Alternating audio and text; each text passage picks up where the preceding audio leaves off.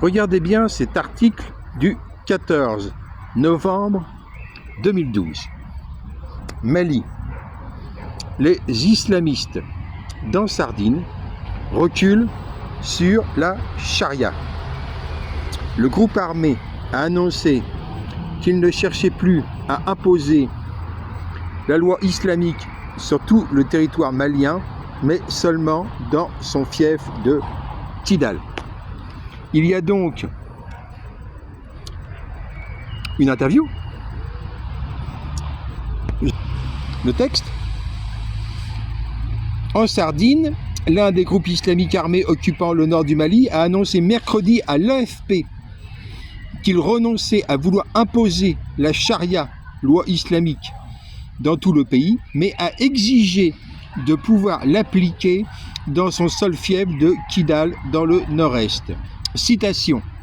« Nous renonçons à l'application de la charia sur toute l'étendue du territoire malien, sauf dans notre région de Kidal, où la charia sera appliquée en tenant compte de nos réalités », a déclaré Hamada Agbibi, l'un des membres d'une délégation d'Ansardine présente à Ouagadougou. Vous entendez bien? Hamada Agbibi, membre d'Ansardine, négociant à Ouagadougou en novembre 2012.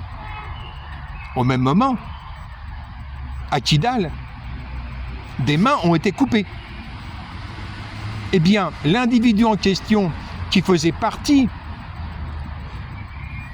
du mandat d'arrêt du procureur général du Mali, Daniel Tessougué, a été élu un an plus tard député socialiste RPM, section malienne de l'internationale socialiste, à Abeybara, Kidal. Comment c'est possible? Parce que Ibeka, lui aussi membre de l'internationale socialiste, a fait annuler le mandat d'arrêt du procureur Tessougué. La France-Afrique contrôle la magistrature du Mali.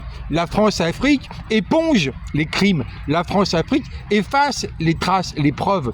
Cet individu-là, qui était membre d'Ansardine, est devenu plus tard négociateur. Maintenant, c'est un djihadiste. C'est un criminel qui devrait être en prison.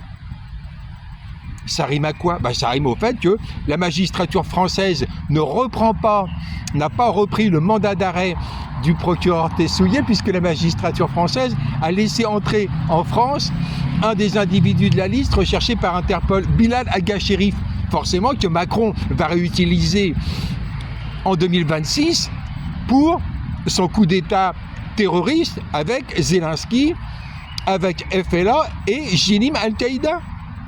Macron est complice d'Al-Qaïda, Macron est complice du plan terroriste, du complot terroriste contre le Mali, et la magistrature française laisse faire.